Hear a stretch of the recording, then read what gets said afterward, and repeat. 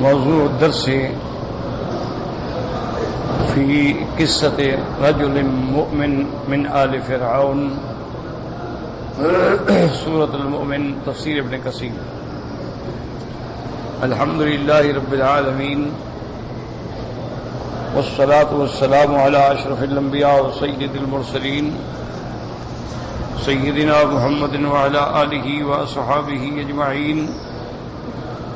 اللهم صل على سيدنا محمد وعلى آل سيدنا محمد كما صليت على إبراهيم وعلى آل إبراهيم في العالمين إنك حميد مجيد۔ أعوذ بالله من الشيطان الرجيم، بسم الله الرحمن الرحيم۔ وقال رجل مؤمن من آل فرعون يكتم إيمانه أتقتلون رجلا أن يقول ربي الله وقد جاءكم بالبينات من ربكم وإن يك كاذبا فعليه كذبه وإن يك صادقا يصبكم بعض الذي يعدكم إن الله لا يهدي من هو مسرف كذاب۔ يا قوم لكم الملك اليوم ظاهرين في الأرض فمن ينصرنا من بأس الله إن جاءنا؟ قال فرعون ما أريكم إلا ما أرى وما أهديكم إلا سبيل الرشاد۔ قال المؤلف والمفسر رحمه الله تعالى أدام النفع بعلومه وعلومكم في الدارين آمين، إلى أن قال المشهور أن هذا الرجل المؤمن كان قبطيا من آل فرعون۔ اب مفسر رحمۃ اللہ علیہ فرماتے ہیں کہ مشہور بات یہی ہے کہ یہ رجل مومن جو تھا یہ فرعون کی برادری، فرعون کی قوم کا آدمی تھا، قبطی تھا۔ قال سدی کان ابن ام فرعون، حضرت سدی رحمۃ اللہ علیہ فرماتے ہیں کہ وہ فرعون کے چاچے کا بیٹا تھا۔ وَيُقَالُ إِنَّهُ وَالَّذِي نَجَا مَعَ مُوسَىٰ عَلَيْهِ السَّلَامُ، اور بعض فرماتے ہیں یہ وہ بندہ ہے جس کو موسیٰ علیہ السلام کے ساتھ اللہ نے نجات عطا فرمائی۔ واختارہ ابن جریر ورد قول من ذهب على انه كان اسرائیلیا۔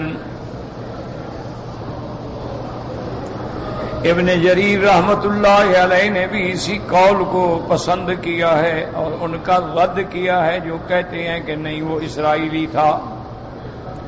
لأن فرعون انفعل لكلامه واستمعه وكف عن قتل موسى عليه السلام۔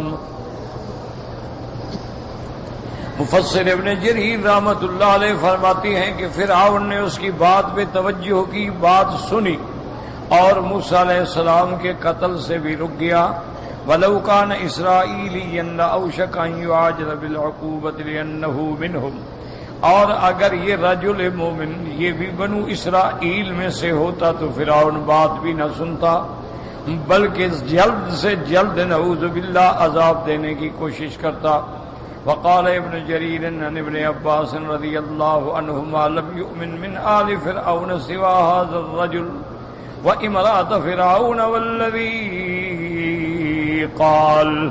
ابن جریر رحمت اللہ علیہ نے حضرت ابن عباس کا یہ قول بھی نقل فرمایا ہے کہ فرعون میں قوم میں سے کوئی بھی مسلمان نہیں ہوا، ایک اس کی بیوی تھی جو مومنہ تھی اور ایک یہ بندہ ہے جو ایمان لے آیا اور اس کی قوم میں کوئی بھی ایمان نہ لایا، ایک یہی بندہ ہے۔ والذی قال وامرأة فرعون والذی قال یا موسیٰ ان الملأ یأتمرون بک لیقتلوک، اور جس نے موسیٰ علیہ السلام کو آ کے خبردار کیا تھا کہ فرعون کے سردار مشورہ کر رہے ہیں تیرے قتل کا، تم بچ جاؤ۔ رواہ ابن ابی حاتم وقد كان هذا الرجل يكتم ایمانه عن قومه الكبت فلم يظهر الا هذا اليوم حين قال فرعون ذروني اقتل موسى فاخذت الرجل غضبة لله عز وجل. اب فرماتے ہیں کہ ابن ابی حاتم فرماتے ہیں کہ هذا الرجل يكتم ایمانه، یہ اپنے ایمان کو چھپاتا تھا، قبطیوں کو کبھی ظاہر نہیں کیا کہ میں مسلمان ہو گیا ہوں یا موسیٰ علیہ السلام پہ ایمان لے آیا ہوں، مگر اس دن جس دن فرعون نے کہا کہ میں موسیٰ علیہ السلام کو قتل کرنا چاہتا ہوں، ذرونی اقتل موسیٰ ولیدع ربہ، مجھے چھوڑو تاکہ میں پھر موسیٰ علیہ السلام کو قتل کروں.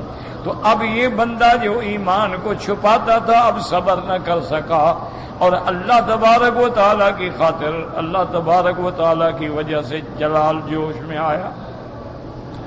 وَأَفْضَلُ الْجِهَادِ كَلِمَةُ عَدْلٍ عِنْدَ سُلْطَانٍ جَائِرٍ.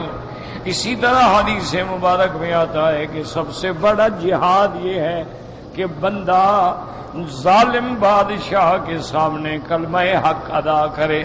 کما ثبت بذلك الحدیث ولا اعظم من هذه الكلمة عند فرعون وهي قوله. اور اس سے بڑا کلمہ کیا ہو سکتا تھا جو اس نے فرعون کے سامنے کھڑے ہو کے کہا، اتقتلون رجلا ان يقول ربي الله اللهم الا ما رواه البخاري رحمه الله في صحيحه حيث قال حدثنا علي بن عبد الله قال حدثنا وليد بن مسلم قال حدثنا الأوزاعي قال حدثني يحيى بن أبي كثير قال حدثني محمد بن إبراهيم التيمي قال حدثني عروة بن الزبير رضي الله تعالى عنهما قال قلت لعبد الله بن عمرو بن العاص رضي الله عنهما أخبرني بأشد شيء صنعه المشركون برسول الله صلى الله عليه وسلم. قال بين رسول الله صلى الله عليه وسلم يصلي بفناء الكعبة إذ أقبل عقبة بن أبي معيط فأخذ بمنكب رسول الله صلى الله عليه وسلم وثوبه في عنقه فخنقه خنقا شديدا فأقبل أبو بكر رضي الله تعالى عنه فأخذ بمنكبه ودفعه عن النبي صلى الله عليه وسلم ثم قال تقتلون رجلا أن يقول ربي الله وقد جاءكم بالبينات من ربكم. اب مفسر رحمۃ اللہ علیہ فرماتے ہیں کہ واقعی وہ رجل مومن جس نے فرعون کے سامنے حق بات کی، اور اسی طرح حضرت سیدنا ابی بکر رضی اللہ تعالی عنہ جس کو امام بخاری رحمۃ اللہ علیہ نے اپنی صحیح الجامع میں ذکر فرمایا ہے. حضرت عروہ بن زبیر فرماتی ہیں کہ میں نے عبداللہ ابن عمرو بن العاص سے پوچھا کہ مجھے کوئی ایسا واقعہ بتائیں کہ سب سے بڑا ظلم جو کافرون قریش نے میرے آقا سیدنا محمد مصطفیٰ صلی اللہ علیہ وسلم کے ساتھ کیا ہے. انہوں نے فرمایا قال بین رسول اللہ صلی اللہ علیہ وسلم یصلی بفناء الکعبہ، حضور پاک صلی اللہ علیہ وسلم کعبہ کے دامن میں کعبہ کے سائے میں نماز پڑھ رہے تھے. اذ اقبل عقبۃ بن ابی معیط، عقبۃ بن ابی معیط جو ہے یہ آیا اور آ کے حضور کے کندھے مبارک پہ ہاتھ رکھا اور اس کے بعد اپنا کپڑا لے کے حضور کی گردن مبارک میں ڈالا. فخنقہ، اور بالکل کھینچا، یعنی منع ہوتا جیسے کسی کا گلا گھونٹا جائے. فخنقہ خنقا شدیدا، اور بڑی سختی سے آپ کے گلے کو دبایا. فاقبل ابو بکر رضی اللہ تعالی عنہ، حضرت ابو بکر رضی اللہ تعالی عنہ تشریف لائے. فاخذ بمنکبہ ودفعہ عن النبی صلی اللہ علیہ وسلم، حضرت ابو بکر نے اس کے کندھے کو عقبۃ بن ابی معیط کو پکڑا اور دفع کیا، ہٹایا حضور سے. اور انہوں نے بھی یہ آیت تلاوت کی تقتلون رجلا ان یقول ربی اللہ وقد جاءکم بالبینات من ربکم. انہوں نے کہا ظالمو تم اس کو قتل کر رہے ہو جو کہتا ہے میرے اللہ کی ربوبیت و الوہیت کا اقرار کرو، اور وقد جاءکم بالبینات، اور وہ دلائل لائے ہیں، معجزات لائے ہیں، آیات لائے ہیں. تو حضرت ابو بکر رضی اللہ تعالی عنہ نے بھی اس ظالم کا مقابلہ کیا. تو اس لیے علماء کہتے ہیں اس حدیث کے مبارک کے مطابق کہ افضل جہاد جو ہے وہ کسی ظالم بادشاہ کے سامنے حق ہے، یعنی جان کٹانا جو ہے، مر جانا، قتل ہو جانا، شہید ہو جائے تو جہاد ہے، لیکن کلمہ حق کہنا جو ہے وہ افضل جہاد۔ اسی لیے علماء فرماتے ہیں کہ آپ دنیا میں دیکھ لیں، اللہ کے راستے میں شہید ہونے والے لاکھوں ہیں، لیکن کلمہ حق کہنے والے تو پھر صدیوں میں کوئی ایک پیدا ہوتا ہے۔ تو اس لیے اس میں کوئی شک نہیں کہ ظالم کے سامنے کھڑے ہو کر حق کی بات کہنا اور حق پر ثابت قدم رہنا یہ سب سے بڑا جہاد۔ اسی طرح روایات میں آتا ہے کہ میرے آقا رحمت دو عالم سیدنا محمد مصطفیٰ صلی اللہ علیہ وسلم ایک دن نماز پڑھ رہے تھے حرم میں،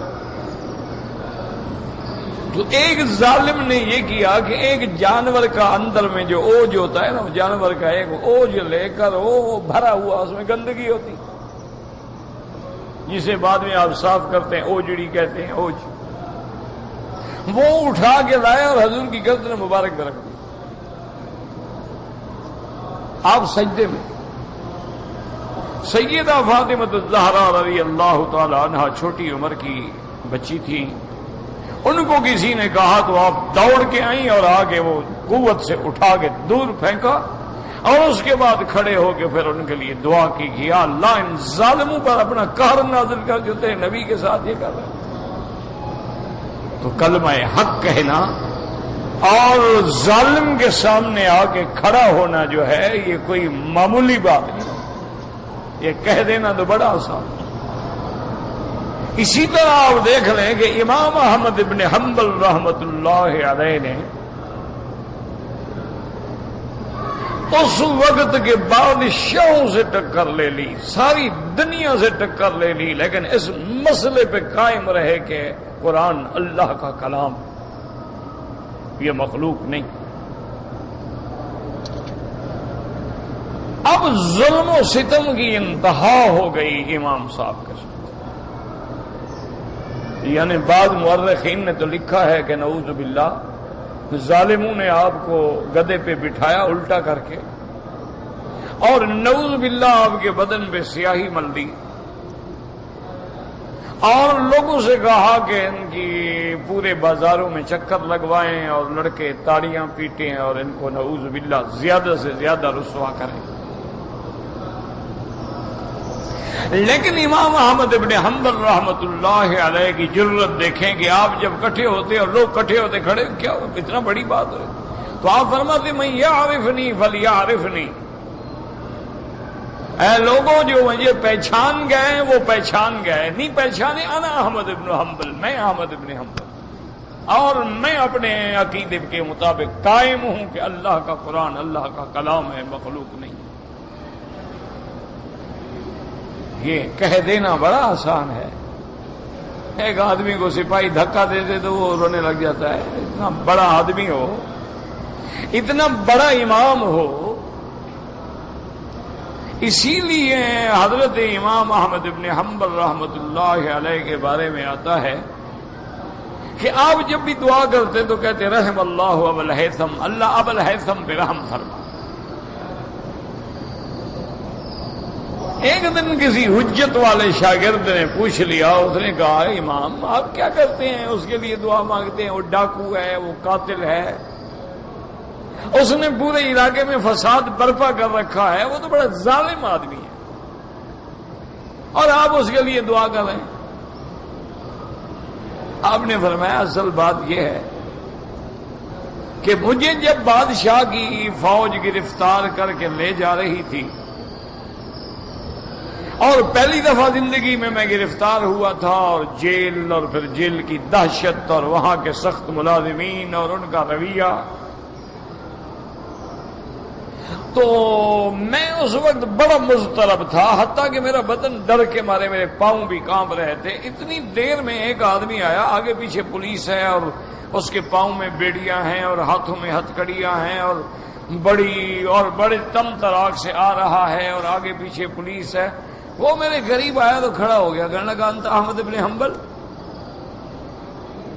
کہنے لگا احمد ابن حنبل تم ہو؟ میں نے کہا ہاں. اور نے کہا یار میری طرف دیکھو, میں ڈاکو ہوں, قاتل ہوں, دیکھو کیسے شان سے جا رہا ہوں, تم اللہ کے دین کے لیے پاؤں کہاں پر ہیں تمہارے؟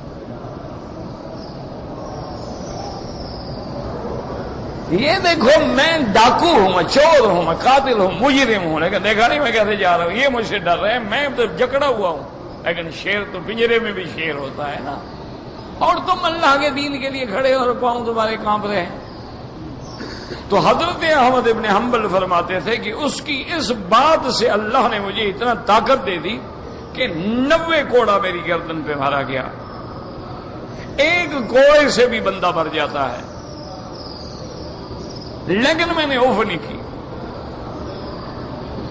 تو یہ اس کی وجہ سے مجھے جرأت ملی تھی. میں اس لیے دعا کرتا ہوں کہ اللہ اس پہ رحم کرے. وہ قادر ہے, کریم ہے, چاہے تو 100 کے قاتل کو بخش دے.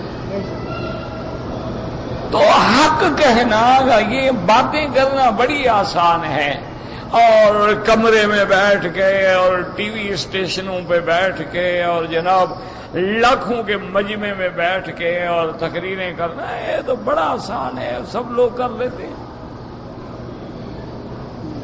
حضرت شاہ جی رحمت اللہ علیہ, عطا اللہ شاہ بخاری رحمت اللہ علیہ کے بارے میں بھی سنا ہے.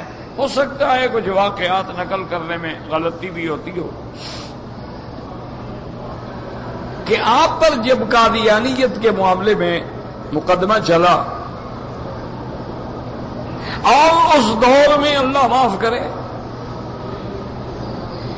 آپ جب کورٹ میں آئے تو اس نے پوچھا جج نے کہ آپ نے کہا ہے کہ قادیانی کافر ہے اور مرتد ہے اور واجب القتل ہے اور مرتد کو قتل کر دینا چاہیے, آپ نے یہ کہا ہے؟ اور وکلا نے کہا تھا کہ آپ اس بات کا اقرار نہ کریں. آپ کھڑے ہوئے مسکرائے, آپ نے فرمایا جج صاحب میں نے کہا نہیں تھا, میں اب بھی کہتا ہوں آپ کے سامنے کہ قادیانی مرتد ہے اور ہر مرتد واجب القتل ہے. اور اگر اللہ نے مجھے موت دینے کے بعد قبر سے بھی کھڑا کیا تب بھی کہوں گا. کہا تھا نہیں, کہہ رہا, اب بھی کہہ رہا ہوں. لیکن آپ نے فرمایا کہ اب دیکھیں گے, پہلے بھی ایک دفعہ کورٹ تھی, عدالت تھی, لیکن کرسی پہ بیٹھنے والا جج کافر تھا, اس نے بھی مجھ سے یہی سوال پوچھا تھا, میں نے اس وقت بھی یہی کہا تھا, لیکن وہ تو کافر تھا, اس نے تو میرا مقدمہ ختم کر دیا, تمہارا پتہ نہیں تم کیا کرتے ہو.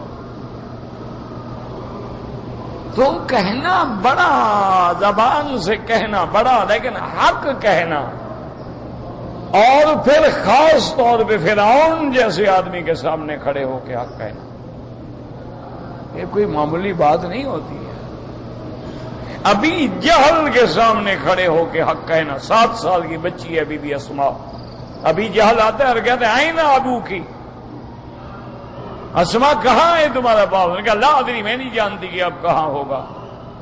ظالم نے تھپڑ مارا, آج بھی تاریخ میں محفوظ ہے کہ اس نے جو تھپڑ مارا دائیں گال پر, بائیں گال کی بالی ٹوٹ کے دور جا گری, اور 6 فٹ کا لمبا تڑنگا ہاتھی آدمی, اور سامنے معصوم بچی.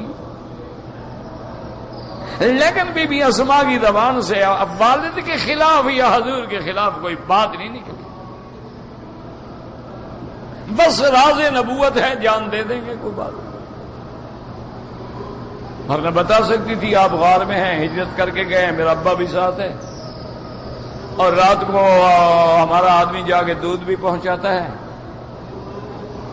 1 منٹ کی بات ہے, تو گھر کے لوگ تھے, سب کچھ جانتے تھے, لیکن اس نے مار برداشت کر لی, زبان سے بات نہیں نکالی. اس لیے یہ کہہ دینا بڑا آسان ہے میرا بھائی, تقریروں پہ اور ممبروں پہ بیٹھ کے اور حلوے کھا کے.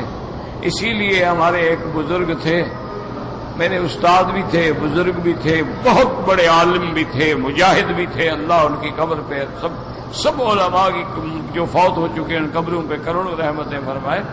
وہ ہمیشہ کہا کرتے تھے بیٹا مکی صاحب، بیٹا ہم قیامت میں پتہ نہیں خدا کو کیا جواب دیں گے. انبیاء اور اللہ کے اولیاء نے پتھر کھا کے بھی حق پہنچایا، ہم نے حلوہ کھا کے بھی نہ پہنچایا. فرماتے تھے بیٹا خدا جانے ہم کیا جواب دیں. انبیاء نے پتھر برداشت کیے، بلال کو تڑپایا گیا، صحابہ کو پھانسیوں پہ لٹکایا گیا، یعنی تپتے ہوئے مکے کے سنگ ریزوں پہ لٹایا گیا، اوپر سینے پہ پتھر رکھے گئے، بڑے بڑے کانٹے کھجور کے لا کے بدن میں ایک جیسے کانٹے چبوتے ہیں چبوئے گئے، لیکن انہوں نے کلمہ توحید نہیں چھوڑا. کہا ہمیں لوگ حلوہ دیتے ہیں، گاڑیاں لاتے ہیں، ہوائی جہازوں کی ٹکٹ دیتے ہیں، استقبال کرتے ہیں، گلے میں پھول ڈالتے ہیں، جلوس کر نکال کے لے جاتے، پھر بھی ہم حق نہ کہیں تو خدا کو کیا جواب. اتنے اکرام کے بعد بھی حق کی بات نہ کریں. تو اس لیے فرماتے ہیں کہ بھئی حضرت ابو بکر رضی اللہ تعالی عنہ نے بھی یہ حق ادا کیا. انفرد بالبخاری من حدیث اللوزائی قال وتابعه محمد بن اسحاق بن ابراہیم بن عروۃ النبی به وقال ابن ابي حاتم حدثنا هارون بن اسحاق الحمدانی قال حدثنا عبدان الشامی عن ابن عروۃ النبی ان عمرو بن العاص رضی اللہ تعالیٰ عنہ سئل ما اشد ما رأیت قریشا بلغوا من رسول اللہ صلی اللہ علیہ وسلم. انہوں نے بھی یہی روایت نقل کی ہے کہ حضرت عمرو بن العاص سے پوچھا، سوال ہوا کہ سب سے سخت کارروائی جو قریش نے حضور کے خلاف کی. قال مر بهم صلی اللہ علیہ وسلم فقالوا له انت تنهانا ان نعبد ما يعبد آباؤنا فقال انا ذاك. فقاموا إليه فأخذوا بمجامع ثيابه فرأيت أبا بكر رضي الله تعالى عنه مهتديه من ورائه وهو يصيح بأعلى صوته وإن عينيه ليسيلان ويقول يا قوم يتقتلون رجلا أن يقول ربي الله وقد جاءكم بالبينات من ربكم حتى فرغ من الآية كلها وهكذا رواه النسائی. وہ فرماتی ہیں کہ حضور صلی اللہ علیہ وسلم ایک دن گزرے تو قریشی بیٹھے ہوئے تھے. ان قریشیوں نے کہا انت تنہانا ان نعبد ما يعبد آباؤنا. انہوں نے کہا آپ ہمیں منع کرتے ہیں کہ جن خداؤں کی ہمارے ماں باپ دادا عبادت کرتے آئے ہیں، آپ کہتے ہیں ان کو ہم چھوڑ دیں، عبادت نہ کریں، وہ بندہ تم ہو. آپ نے فرمایا ہاں انا ذاکا، وہ بندہ میں ہوں، میں دعوت توحید دیتا ہوں. تو وہ ظالم کٹھے ہوئے اور حضور کے کپڑوں کو پکڑ کے آپ کو خانہ کا آپ کے گلے کے اندر کپڑا ڈال کے کھینچا اور فرماتی ہیں کہ میں نے دیکھا ورائد ابا بکر رضی اللہ تعالی عنہ محتضنہ من ورائہ، کہ حضرت ابو بکر پیچھے سے آپ کی ڈھال بنے ہوئے تھے. وہ یصیح باعلی صوتہ، اور بڑے بلند آواز کے ساتھ کہہ رہے تھے، اور ابو بکر کی آنکھیں جو ہیں وہ آنسو بہا رہی تھیں اور ان کی زبان پہ یہ آیات مبارک تھی اتقتلون رجلا ان یقول ربی اللہ وقد جاءکم بالبینات من ربکم. یہ ساری آیت تلاوت کی. اب مفسر فرماتے ہیں اسی طرح امام نسائی نے من حدیث عبدۃ وجہ مسلم بن اللہ رضی اللہ تعالی انہوں نے بھی نقل کی ہے. وقوله تعالی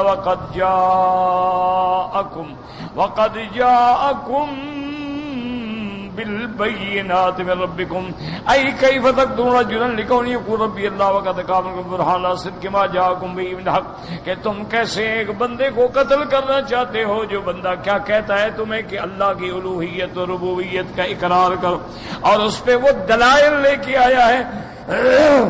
ثم تنظر ما فی البخاری وقال ان یک کاذبا پھر ان کے بعد ان کو خطاب کر کے کہتے ہیں کہ ظالمو غور کرو، اگر نعوذ باللہ وہ جھوٹا ہے، اللہ پہ جھوٹ بول رہا ہے، تو اللہ تبارک و تعالیٰ خود اس کو پکڑیں گے، لیکن اگر وہ سچ کہہ رہا ہے تو پھر نتیجہ یہ ہے کہ تمہیں لازماً عذاب پہنچے گا۔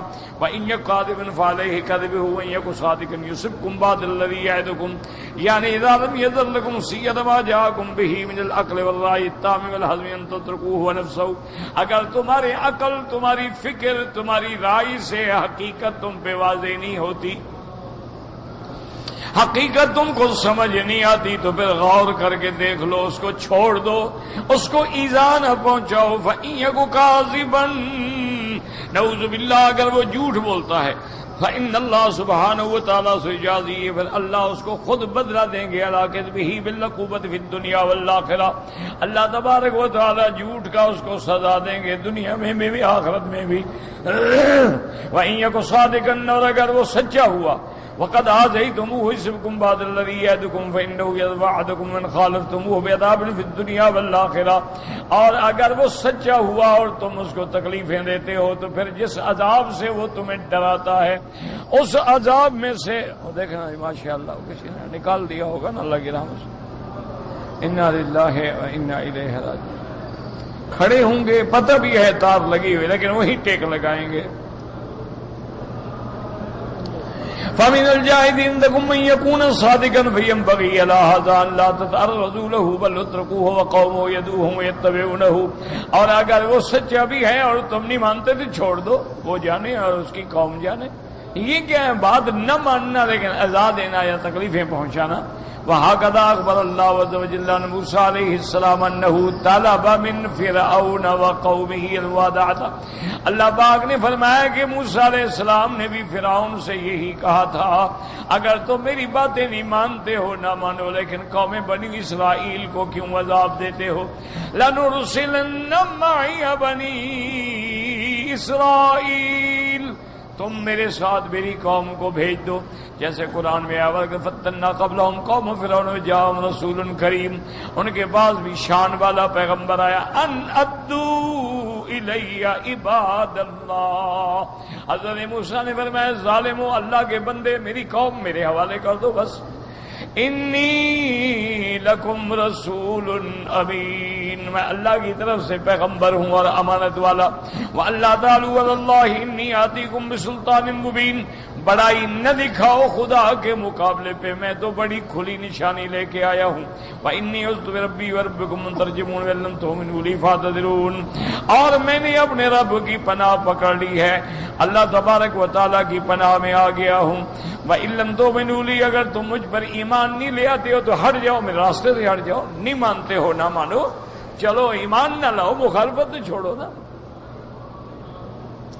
وَهَكَذَا قَالَ رَسُولُ اللَّهِ صَلَّى اللَّهُ عَلَيْهِ وسلم لِقُرَيْشٍ يَتْرُكُوهُ يَدْعُو إِلَى اللَّهِ تَعَالَىٰ عِبَادَ اللَّهِ وَلَا يَمَسُّوهُ بِسُوءٍ وَيَصِلُوا مَا بَيْنَهُ وَبَيْنَهُم مِّنَ الْقَرَابَةِ بِمَا بَيْنَ فِي تَرْكِ أَذِيَّتِهِ قَالَ اللَّهُ عَزَّ وَجَلَّ قُل لَّا أَسْأَلُكُمْ عَلَيْهِ أَجْرًا إِلَّا الْمَوَدَّةَ فِي الْقُرْبَىٰ أَن لَّا تُؤْذُونِي فِيمَا بَيْنِي وَبَيْنَكُمْ وَلَا تُؤْذُونِي وَتَتْرُكُوا بَيْنِي وَبَيْنَ النَّاسِ وَلَا وَقَعَتِ الْحُدَيْبِيَّةُ يَوْمَ الْحُدَيْبِيَّةِ وَكَانَ فَتْحًا مُّبِينًا۔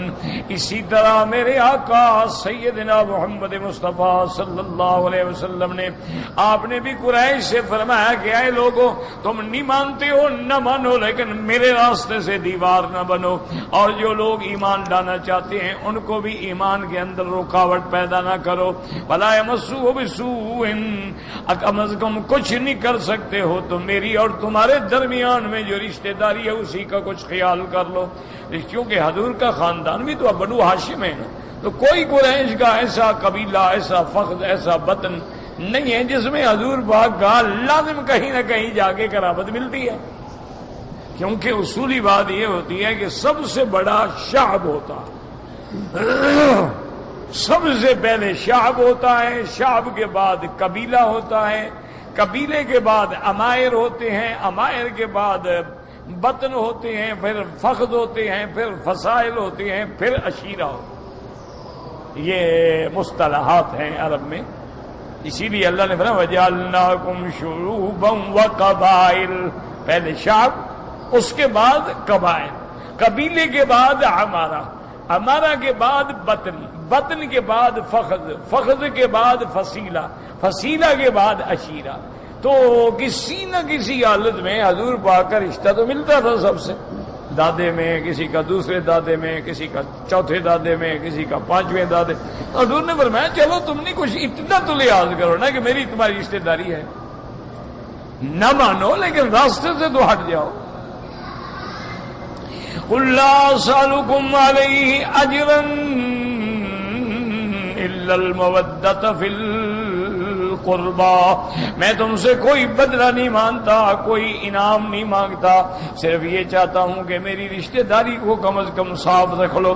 لا تؤذونی فیما بینی و بینکم، تم مجھے ایذا نہ دو تاکہ تمہارے اور میرے درمیان میں جو قرابت ہے اس کا کچھ خیال کر لو۔ ولا تؤذونی وتترکوا بینی و بین الناس، اور تم مجھے تکلیفیں نہ پہنچاؤ، مجھے چھوڑ دو کہ میں لوگوں کو اللہ کے دین کی دعوت دوں۔ اب فرماتے ہیں کہ اسی طرح پھر یوم الحدیبیہ والے دن جو ہے وہ صلح جو ہوئی، اس میں بھی یہی معاہدہ تھا نا کہ اب ہم 10 سال کے لیے ایک دوسرے کے خلاف جنگ نہیں کریں،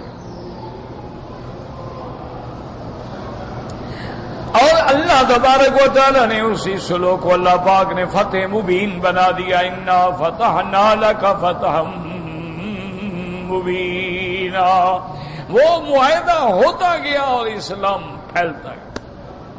اب خود اندازہ کریں نا کہ جس دن صلح ہو رہی ہے 1500 صحابی ہیں حضور کے ساتھ، 1500 آدمی۔ اچھا صلح کو چند عرصہ گزرا ہے، چند سال گزرے ہیں، اور حضور پاک جب فتح مکہ کے لیے آ رہے ہیں تو 10,000 کا لشکر آپ کے ساتھ۔ اللہ کی حکمت ہے، اللہ نے اسی فتح، اسی صلح جو تھی اسی کو فتح بنا دیا۔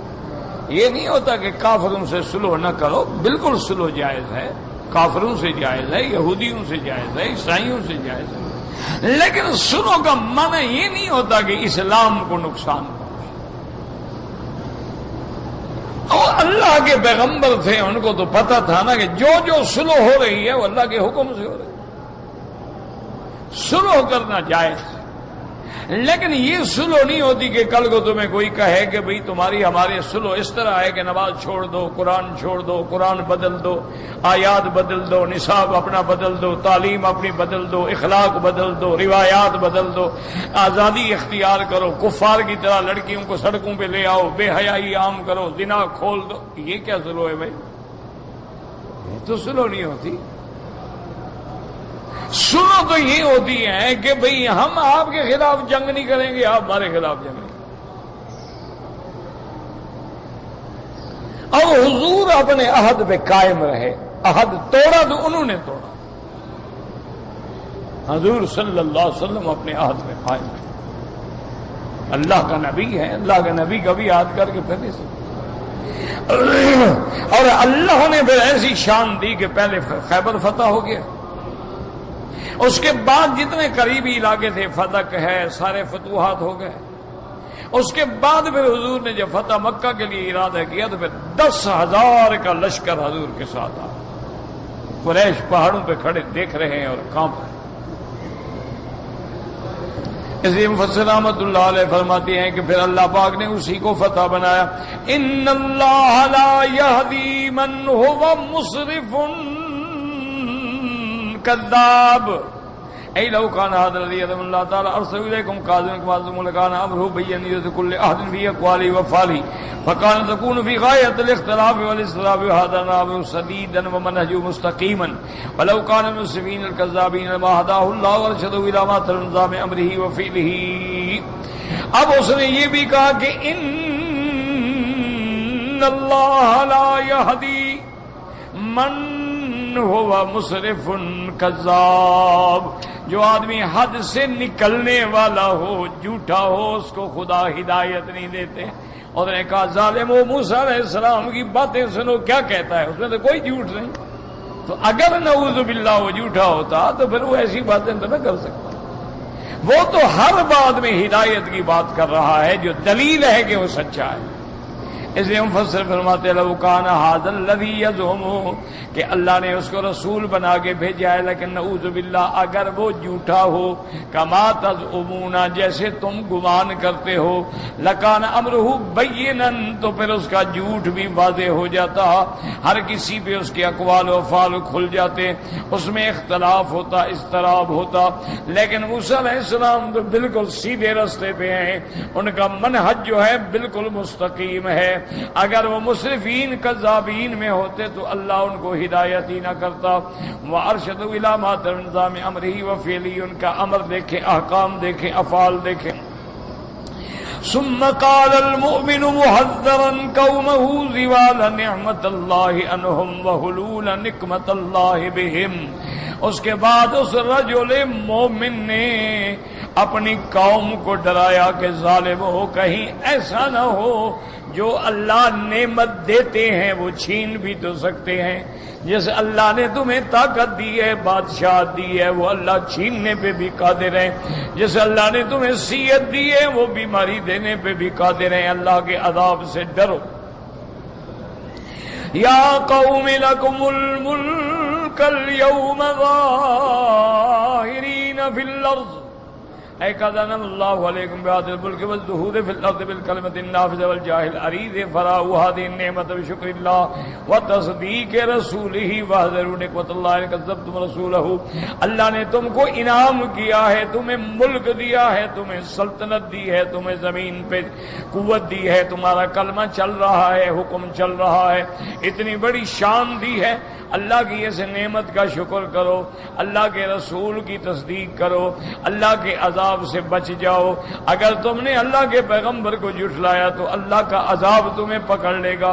فَمَن يَنصُرُنَا مِن بَأْسِ اللَّهِ إِن جَاءَنَا أَلَا تُغْنِيَنْكُمْ هَٰذِهِ هَٰذَا السَّاغِرُ وَلَا تُرُدُّ عَنَّا شَيْئًا مِن بَأْسِ اللَّهِ إِنْ أَرَادْنَا بِسُوءٍ۔ کہنے لگا پھر یہ تمہارے لشکر، یہ تمہاری طاقت، یہ تمہارے فوج، تمہاری سپاہی کچھ بھی نہیں کر سکتے۔ اگر اللہ کا عذاب آیا تو اس کو کون ٹالے گا؟ قال فرعون لقومه رادنا لا ما شاء بهذا الرجل الصالح البار الراشد الذي كان احق بالملك من فرعون۔ اب فرعون نے جواب دیا اس بندے کا۔ مفسر کہتا ہے کہ ایسا بندہ جو صالح بھی تھا، جو اللہ تبارک و تعالیٰ کے ماننے والا، سیدھے رستے پہ چلنے والا، حق بات پہ اڑنے والا، اصل تو یہ مستحق تھا کہ فرعون کے بجائے ایسا آدمی ملک کا بادشاہ ہوتا۔ فرعون کہنے لگا ما اریکم الا ما ارا وما اہدیکم الا سبیل الرشاد۔ ما اریکم الا ما ارا ما اقول لکم واشیر علیکم الا ما اراه لنفسی وقد كذب فرعون فإنه كان حقا وصدقا موسیٰ علیہ السلام ما جاء به من الرسالۃ۔ کہنے لگا دیکھو میں تو تم کو وہی بات کہتا ہوں جو اپنے لیے بہتر سمجھتا ہوں، وہی بات تمہارے لیے بھی بہتر سمجھتا ہوں۔ مفسر فرماتے ہیں کہ جھوٹ بولا اس بدبخت نے، حالانکہ فرعون جانتا تھا کہ موسیٰ علیہ السلام اللہ کے سچے رسول ہیں، اللہ کے سچے پیغمبر ہیں۔ قال قد انزل هؤلاء الا رب السماوات والارض بصائر۔ اسی لیے موسیٰ علیہ السلام نے فرمایا لقد علمت، تم جانتے ہو کہ اللہ تبارک و تعالیٰ نے یہ جو کتاب اتاری ہے، جو وحی اتاری ہے، جو ہدایت اتاری ہے وہ سچ ہے۔ وقال اللہ تعالی وجحدوا بها واستيقنتها انفسهم ظلما وعلوا، لیکن انہوں نے حق کا انکار کیا، ظلم پہ اڑے رہے۔ فرعون کہنے لگا ما اریکم الا ما ارا کذب فیہ وافترا وخان اللہ تبارک و تعالی ورسولہ ورعیتہ فغشہم وما نساہم۔ اب مفسر فرماتے ہیں اس نے جھوٹ بولا، اس نے افترا کیا، اس نے خیانت کی اللہ تبارک و تعالیٰ کے ساتھ بھی، اللہ کے پیغمبر کے ساتھ بھی، اپنے رعایا کے ساتھ بھی، اپنے رعایت کو بھی دھوکہ دیا، ان کی خیر خواہی نہیں سوچی۔ وما اہدیکم الا سبیل سبیل الرشاد اے وما ادعوکم الا الی طریق الحق والصدق والرشد وزائد فی ذلک وان کان قومک قال اللہ تبارک و تعالی، اور کہنے لگا میں تو تمہیں سیدھا راستہ دکھاتا ہوں، طریق حق دکھاتا ہوں، طریق صدق دکھاتا ہوں، لیکن مفسر فرماتے ہیں اس میں بھی ظالم نے جھوٹ بولا، اس نے کبھی حق کی بات نہیں کی، کبھی حق کا راستہ نہیں دکھایا، لیکن افسوس ہے اس کے ظلم کے باوجود اس کی قوم جو تھی وہ فرعون کے تابع رہی، فاتبعوا امر فرعون، وہ فرعون کے حکم پہ چلتی رہی، وما امر فرعون برشید، لیکن فرعون کا نظام چلنے والا نہیں، اس کا حکم جو ہے وہ کامیاب نہیں۔ قال جل فرعون قومه وما هدى، اللہ نے دوسرے مقام پہ فرمایا کہ اس ظالم نے اپنی قوم کو بھی گمراہ کیا، ہدایت کی بات نہ کی۔ وفي الحديث ما من يموت يوم يموت وهو غاش لرعيته إلا لم يره رائحة الجنة وإن ريحها ليوجد من مسيرة 500 عام والله سبحانه وتعالى الموفق للصواب۔ اور ایک حدیث میں آتا ہے کہ جب کوئی بادشاہ یا کوئی سردار یا کوئی امیر اس حال میں مرے کہ اپنے رعایا کو دھوکہ دیتا تھا، اپنے رعایا کا مال کھاتا تھا، اللہ اس کو جنت کی خوشبو سے بھی محروم کر دیں گے۔ حالانکہ جنت کی خوشبو جو ہے وہ 500 سال کے فاصلے سے آ رہی ہوگی، لیکن وہ بندہ جس کو اللہ سردار بنائے، حاکم بنائے، امیر بنائے، پھر اپنے رعایا سے خیانت کرے تو اس کو اللہ یہ سزا دیں گے۔ واللہ اعلم، واللہ سبحانہ وتعالی الموفق للصواب۔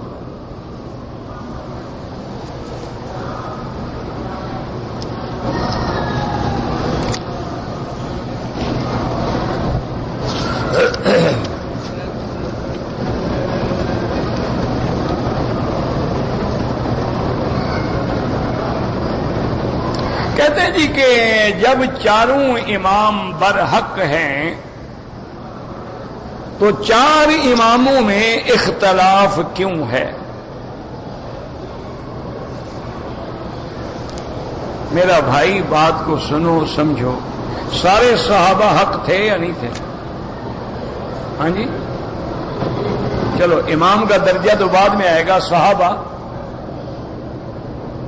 بھائی جن کے ایمان اور سچے ہونے کا اللہ نے قرآن میں بتلا دیا، اولئک هم المؤمنون حقا اولئک هم الصادقون اولئک هم الراشدون اولئک هم المفلحون، تو صحابہ سارے کے سارے سچے تھے کہ نہیں تھے؟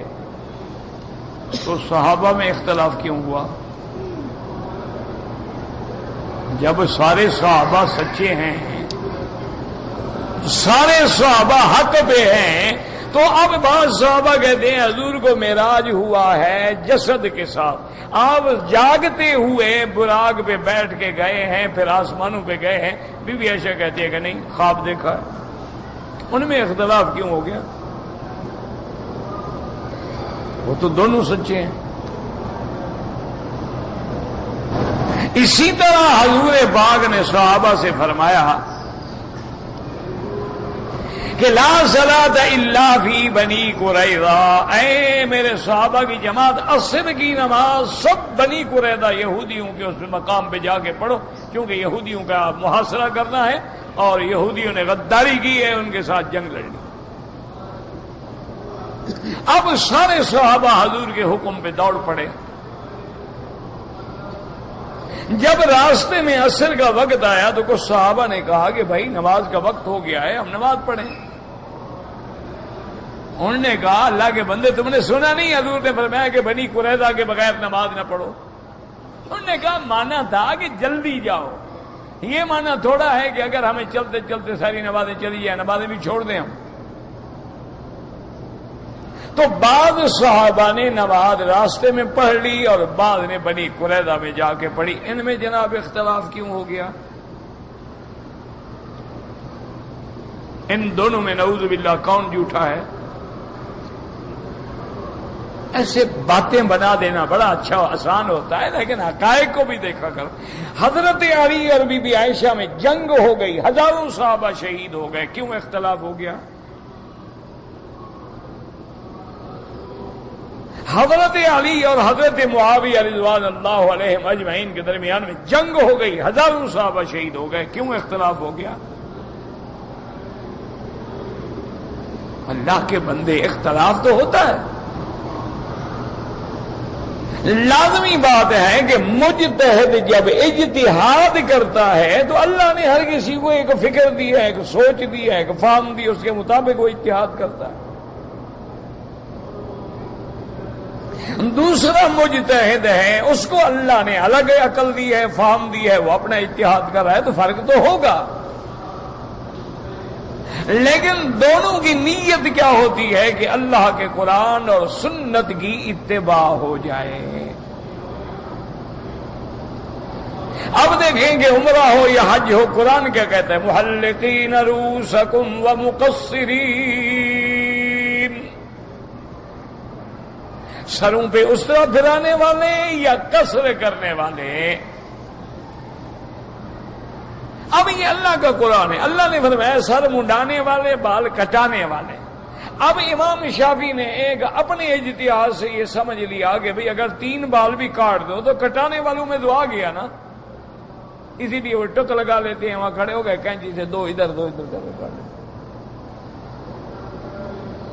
تو اصل وہ کہتے ہیں کہ بھی لفظ ہے بال کٹانے والے، لہذا بال تو کٹائے ہیں نا اس نے، یہ تو نہیں لکھا ہوا نا کہ سارے بال کٹاؤ۔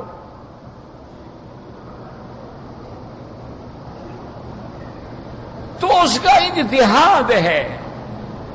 امام ابو حنیفہ رحمۃ اللہ علیہ فرماتے ہیں کہ نہیں، سارے سر پہ اس طرح پھرواؤ، کیونکہ تھوڑا تھوڑا اس طرح پھروانے کو حضور نے منع کیا ہے کہ بھی 4 حصے کر لیے، کبھی 1 حصہ، کبھی 2 حصے، کبھی مسئلہ کر رہے ہو، پورا سر پہ اس طرح پھراؤ۔ تو جب اس طرح سارے سر پہ ہے تو بال بھی سارے سر سے کٹوانے ہوں گے۔ دوسری بات یہ ہے کہ امام ابو حنیفہ فرماتے ہیں کہ قرآن اترا ہے حضرت محمد مصطفیٰ پہ، ہم یہ دیکھ لیں کہ حضور نے ٹک لگوائے ہیں یا بال پورے کٹوائے ہیں۔ تو اللہ کے بندے، اختلاف تو ہوتا ہے۔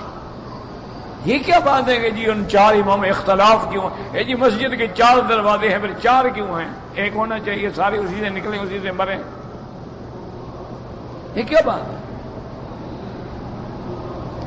جب بھی یہ اجتہاد ہوگا، اسی لیے ہمیشہ یاد رکھیں کہ جو مسئلہ اصول میں ہے، مثلا مغرب کی 3 رکعتیں ہیں، کوئی اختلاف نہیں، عشاء کی 4 رکعتیں ہیں، کوئی امام نہیں کہہ سکتا کہ 5 ہیں۔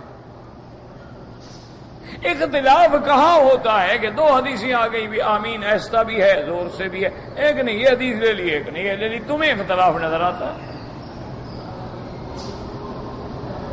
یا اسی طرح ہوتا ہے کہ جیسے آپ کورٹ میں جاتے ہیں، ججز بیٹھے ہیں، وکلاء بیٹھے ہیں، ایک مدعی ہے، ایک مدعا علیہ ہے، اس کا بھی وکیل ہے، اس کا بھی وکیل ہے، وہ بھی وہاں جناب کھڑے ہو کے کتاب پیش کر رہا ہے، وہ کہتا ہے کہ جناب آپ دیکھیں کہ فلاں جگہ فلاں کتاب، فلاں قانون، فلاں تاریخ کا جو پہلا فیصلہ تھا اس کے حوالے کے مطابق یہ ہے، اور دوسرا وکیل کہتے ہیں نہیں جناب تم نے سمجھا نہیں، اس کا مقصد یہ ہے۔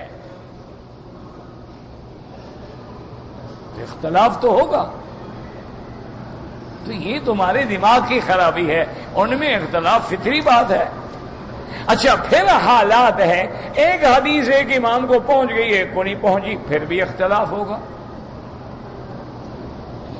اسی طرح مثلا 2 حدیثیں ہیں، ایک کو حضرت ابن عباس نے بیان کیا ہے، ایک کو حضرت عبداللہ ابن مسعود نے بیان کیا، ایک امام ابن عباس کی روایت لیتا ہے، وہ کہتے بھی چونکہ حبر المفسرین ہیں، حضور نے آپ کے لیے دعا کی تھی، لہذا جو روایت ابن عباس فرما رہے ہیں میں تو بھی اس حدیث کو لوں گا، اور امام ابو حنیفہ فرماتے ہیں کہ عبداللہ ابن مسعود چونکہ فقہائے صحابہ میں ہیں، اور یہ وہ بندہ ہے جس کے بارے میں حضور نے فرمایا تھا کہ جس پہ عبداللہ بن مسعود راضی، میں محمد بھی راضی، میرا خدا بھی راضی، وہ عبداللہ بن مسعود کی روایت لے لیتے ہیں۔ اس میں کیا اختلاف ہو گیا جناب؟ تمہیں اختلاف نظر آتا ہے، ہمیں تو الحمدللہ کوئی نظر نہیں آتا۔ اختلاف تو پھر تمہارے رنگوں کے اندر بھی ہے، اختلاف تمہاری زبانوں کے اندر بھی ہے، اختلاف تمہارے قد کے اندر بھی ہے، اختلاف تمہارے چلنے کے اندر. یہ کیا اختلاف؟ بات یہ دیکھنی ہے کہ تمام ائمہ اس لیے برحق ہیں کہ وہ سب تابع ہیں کتاب اللہ اور سنت رسول اللہ کے. اب اس کے سمجھنے کے اندر فرق آ سکتا ہے، اختلاف ہو سکتا ہے. فہم ہے، اللہ نے ایک کو فہم دی ہے، دوسرے کی اپنی.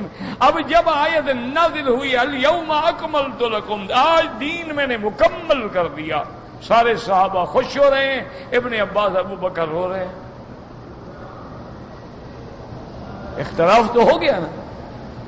صحابہ نے پوچھا کہ حضرت یہ تو خوشی کا موقع، آج دین مکمل ہو گیا، نعمت پوری ہو گئی، اللہ نے ہمارے دین اسلام کو پسند فرما لیا، یہ تو خوش ہونے کا موقع. نے فرمایا نہیں، جب کام پورا ہو جاتا ہے تو کام کرنے والا واپس چلا جاتا ہے. معلوم ہوا کہ محمد مصطفیٰ کے جانے کا وقت آ گیا کہ دین کا مکمل ہو گیا، اب کیا ضرورت ہے. اس آیت میں نظر آ رہا ہے فراق محمد مصطفیٰ، اور وہی ہوا کہ یہ آیت ذی الحج میں اتری اور حضور ربیع الاول میں فوت ہو گئے. تو اپنی اپنی فہم ہے اللہ کے بندے. اللہ پاک بس آپ کو ہدایت دے اور ہمیں بھی ہدایت دے. اگر کہتا ہے جی قرآن پاک غلطی سے گر جائے تو قرآن کے وزن کے برابر صدقہ کریں، یہ کوئی مسئلہ نہیں، یہ تمہارا گھڑا ہوا ہے. جیسے پہلا تم نے گھڑا ہے نا کہ اماموں میں اختلاف کیوں ہے، یہ مسئلہ بھی گھڑا ہوا ہے. اللہ نیت جانتا ہے کہ کیا میں نے قرآن کو اگر آمدن بے عزتی کے لیے پھر تو کافر ہو گیا، کلمہ پڑھے. ایک ہے غلطی سے اٹھانے لگا گر گیا، میری نیت تو نہیں ہے توہین اللہ کے کلام کی، کچھ بھی نہیں، کوئی صدقہ نہیں، کوئی خیرات نہیں، کوئی وزن نہیں کرنا. یہ تو شکر کرو اہل سنت والجماعت کا قرآن ہے. شیعہ کا قرآن 70 کا لمبا ہو تو کتنی خیرات کرو گے. اللہ کے بندے، کوئی اللہ نیت کو جانتا ہے کہ تمہارے ہاتھ سے قرآن اتفاقاً گر گیا یا نعوذ باللہ تم نے آمدن گرایا. اگر آمدن گرایا تو بندہ کافر ہو گیا، توبہ کرے، کلمہ پڑھے.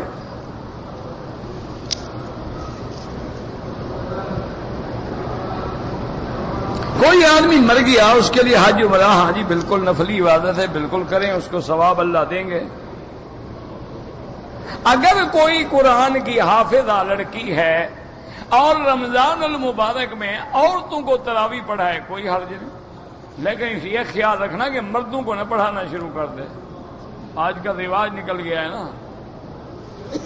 آج کل وہ ایک عورت ہے، ایک نہیں بلکہ اب تو 3 ہو گئی ہیں، وہ جمعہ کے دن ماشاءاللہ کے خطبہ بھی دیتی ہیں اور مردوں کو جمعہ بھی پڑھاتی ہیں. مرد پیچھے کھڑے ہوتے ہیں اور وہ عورت امام بن کے آگے کھڑی ہوتی ہے. میرے خیال میں انہوں نے اور بھی کوئی انتظام کیا ہوگا نا، کیونکہ اگر عورت کو حیض آ جائے تو بھی نمازی تو گئے، یا ولادت ہو جائے یا 9 مہینے کا حمل ہو جائے ماشاءاللہ، تو امام صاحب حمل اٹھائے گا یا امام آگے نماز پڑھائے گا. اور اللہ کے قانون کو نہ چھیڑا کرو. اگر عورت کی امامت جائز ہوتی، سیدہ فاطمہ الزہرا سب سے پہلے امام بنتی، اس سے زیادہ حقدار کوئی نہیں. انشورنس کمپنی میں نوکری نہ کریں، ان میں جوا ہوتا ہے اور سود ہوتا ہے. دوسری نوکری تلاش کریں، جب مل جائے تو چھوڑ دیں. میرے لیے پریشانیاں ہیں، پریشانیوں کی دعا قبول کرنے کا تو اللہ نے وعدہ کیا ہے. اَمَّن يُجِيبُ الْمُضْطَرَّ إِذَا دَعَاهُ، کون ہے جو پریشان حال لوگوں کی دعائیں قبول کرتا ہے؟ تو اللہ سے مانگو انشاءاللہ. اور حسبنا اللہ ونعم الوکیل، جتنا پڑھ سکتے ہو پڑھو، درود شریف، استغفار، انشاءاللہ سب پریشانیاں اللہ دور کر دیں گے. کفیل کے نام پہ کام کر کے کمانا حلال ہے اگر تمہارا اتفاق ہے. اگر تمہارا اتفاق ہے کہ بھئی کام میں کروں گا، پیسہ کون دے گا، کیا کرے گا، کیا لگائے گا، یا کام میں کروں گا، ذمہ داری قانونی تمہاری ہوگی، آپس میں اتفاق کر لو، کوئی بات نہیں. لیکن یہ بھی دیکھو کہ قانون اجازت بھی دیتا ہے کہ نہیں دیتا. یہ نہ ہونا کہ آپ اپنا سب کچھ کریں اور قانون اجازت نہیں دیتا ہو. احتیاط کرو اللہ کے قانون. یہاں تو مملکت میں قانون قرآن و سنت ہے، بلا وجہ کیوں چھیڑتے ہیں، پریشان ہوتے ہیں بعد میں. ربنا تقبل منا انك انت السميع العليم وتب علينا انك انت التواب الرحيم. اللهم اجعل لنا وللمسلمين من كل هم فرجا ومن كل ضيق مخرجا ومن كل بلاء عافيا. اللهم استرنا بسترك الجميل، اللهم استرنا بسترك الجميل، اللهم استرنا بسترك الجميل. اللهم يسر امورنا فرج همومنا اقض حاجاتنا يا قاضي الحاجات. اللهم اشفنا واشف مرضانا وارحم موتانا واستجب دعاءنا ولا تخيب رجاءنا برحمتك يا ارحم الراحمين. اللهم انا نعوذ بك من زوال نعمتك وتحول عافيتك وفجاءة نقمتك وجميع سخطك. صلی اللہ تعالی علی خیر خلقہ سیدنا محمد وعلی آلہ وصحبہ اجمعین. اللہم صلی علی سیدنا محمد وعلی آل سیدنا محمد. ہمارے پاس تو تسبیح ہے.